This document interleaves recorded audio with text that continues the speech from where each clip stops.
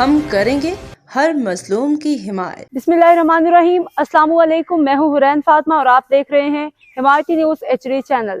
नजर डालते हैं आज की अहम खबरों रोजनामा पर। हिमायती न्यूज रिपोर्ट। मोहम्मद अमीर खान ज़ीशान अपने आप को CIA का एहलकार जाहिर करने वाला अली रजा गिरफ्तार। पाकिस्तान बाजार पुलिस की कामयाब कार्रवाई। कराची जिला वेस्ट के थाना पाकिस्तान बाजार पुलिस ने एक और अहम कार्रवाई करते हुए अपने आप को CIA का एहलकार जाहिर करने वाले मुलजिम अली रजा को गिरफ्तार कर लिया। कार्रवाई SHO पाकिस्तान बाजार महराज अनवर की सरबराही में अमल में आई गई।